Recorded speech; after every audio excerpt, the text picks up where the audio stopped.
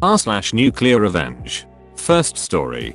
Don't mess with someone whose friend has ties to the mob. This is a story that has been told to me by mother about her father and his friend's family back in the mid-60s. Now a bit of background here. My grandfather and his friend were childhood friends and were as thick as thieves. They both were first-generation Americans to Polish immigrants and both had jobs at the local water treatment plant. They were inseparable. They lived on the same street, took vacations together, went bowling every week, and did whatever else average Americans in the 60s did. Hate communism, watch Gilligan's Island. This was true for their kids as well, who were for the most part were all around the same age, late teens to early 20s, except for my mom who was 8 at the time. One Sunday when the friend was supposed to come over to watch football, he failed to show up. His friend was always punctual, so this got my grandfather very concerned. So naturally he called his house to see what was the matter. His friend was inconsolable, on the verge of tears. This alarmed my grandfather, because this guy was a WWI vet who saw a lot of battle and never showed his emotions. My grandfather quickly found out that the reason was that early that morning he found his eldest daughter on the front porch badly injured. She had recently broken up with her fiancé and had went over to his place the night before to get some of her things. The two of them got into an argument which escalated into him beating and raping her. After it was over she just walked home in shock, and since in her state, had left her keys at his place. She sat on the porch until her father woke up and went out for the morning paper. My grandfather was fuming over this and asked him if they had called the police, to which his friend said that he did, and there was nothing they could do. He explained that the ex had a rock solid alibi from all of his friends who said they were out drinking that night. When you combined it with them having a publicly known falling out, him being the son of a city councilman and well it being the 60s, the cops pretty much shrugged and did nothing. Now even though my mom was so young she still to this day remembers how quickly he turned from anger to emotionless and almost robotic when he said that I wouldn't worry about it, meaning the investigation. These things have a way of working themselves out, and then saying he would call him back later. My grandfather then told my grandmother, who was in the room and very concerned, that he needed to go run an errand. An hour later he came back, as if nothing had happened. A few weeks had gone by. The friend's daughter was slowly healing, but was still in a bad place. The friend was still trying to get something done with the case, but kept hitting a wall due to who the guy was. One day my grandfather suggested they all go to the state fair which had just come into town, to take their minds off of the incident. His friend didn't want to, but my grandfather insisted, saying that he would even pay. So they all went to the fair and had a pretty good time. The entire time my grandfather insisting on taking group photos together. He even bought several souvenirs for the kids. My mom got a teddy bear which she still has. When the day was over, they drive home where they then find a couple police cars in front of the friend's house. The cops were looking for the friend and immediately started asking him questions as soon as he got out of his car. It turns out that morning as the ex-fiancé was going for a walk, he was jumped by two large guys who proceeded to throw him in the back of their car and then dump him in front of the local hospital 3 hours later with every bone in both legs and arms, several ribs, nose and jaw broken. Now it's at this point that I should mention that my grandfather was a high-ranking member in the local labor union at a time when the mafia had serious ties to it. We've never been able to confirm it, but had always suspected that my grandfather had some friends who the FBI were interested in. So as the police questioned my grandfather's friend on his whereabouts that day, my grandfather interrupted to tell the police that they were all together that day. He gestures to the souvenirs and even says if they'd wait an hour he'd have the pictures developed that he had taken throughout the day. Eventually, having nothing to go on, they left and nothing ever came of it. My grandfather's friend just looked at him in disbelief, and before he could even say anything my grandfather just said, "You know, the crime in this city is getting worse by the day." He then patted his friend on the shoulder and smiled at him. His friend then gave him a big bear hug. He thanked him for their day at the fair, and they called it a night. The two of them stayed friends for the rest of their lives and never spoke about that day again.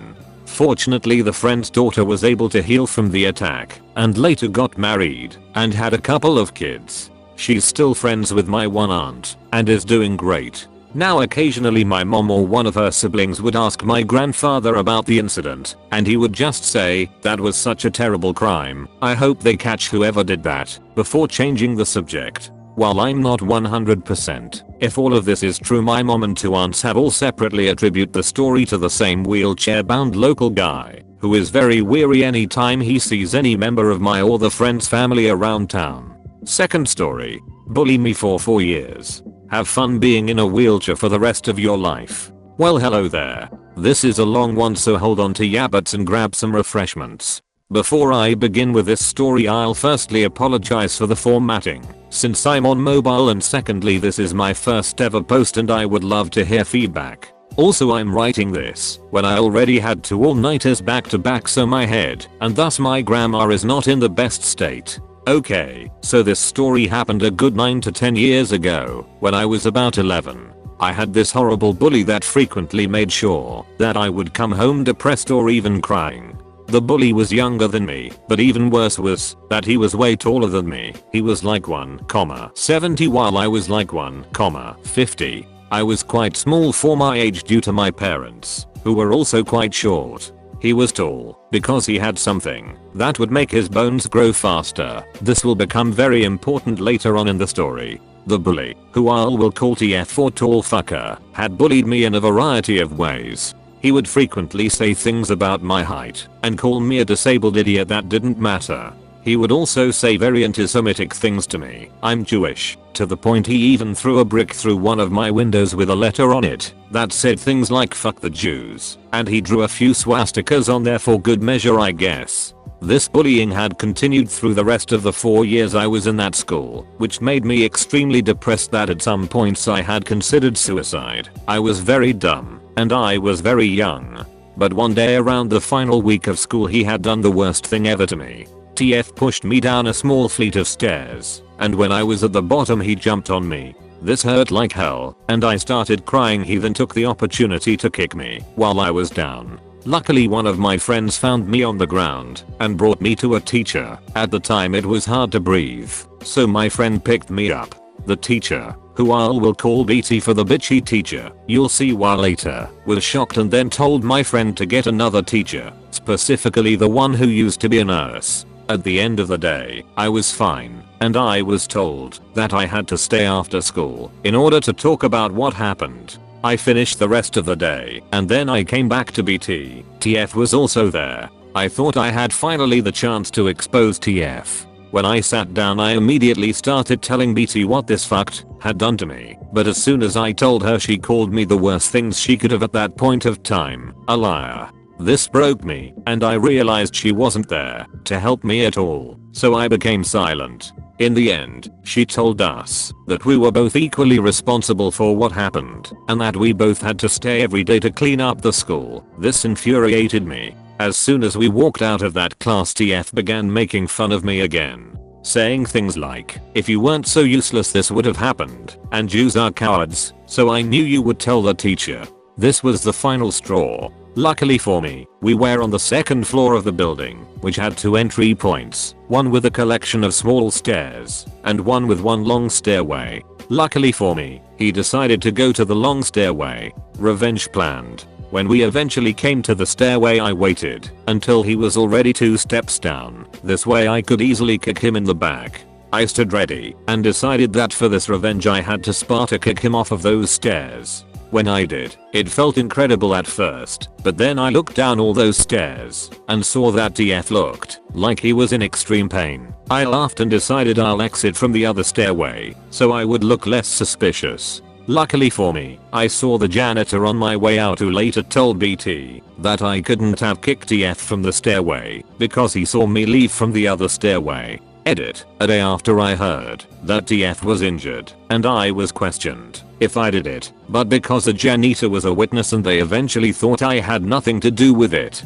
Fast forward a few years and I get to hear that TF is in therapy and that he broke both his legs and his nervous system in his legs are permanently damaged mysteriously one day while he was at school. Best part is that because BT was with him last, she was old responsible and was fired and had her teaching license removed. Nowadays TF is in a wheelchair and quits his school life. Apparently, he is still trying to recover by doing a lot of therapy, but I know his family well enough that they can't pay for that forever. I do not regret a single thing. Edit. Totally forgot to mention why his bones growing was important to the story. Basically because his bones were so long it caused the bones in his leg to tear through his muscles, skin and nervous system when I pushed him and broke both his legs. Edit. Must say it was never my intention to ruin his life, it just packed out like that. Edit. Sorry I repeat the same wording over and over again like how I use. Luckily for me my English is not great, so I repeat a lot.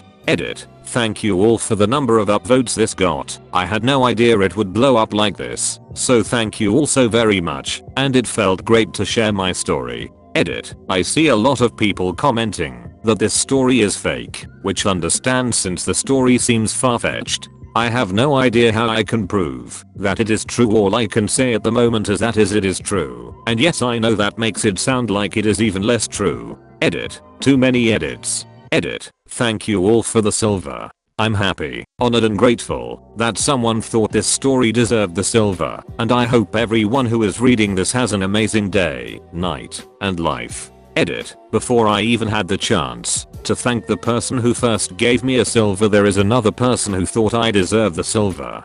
Thank you so very much for the silver. I honestly have no idea what to say. Probably last edit. I know some people don't like the edits, but I just had to thank you all again, especially since this post got gold.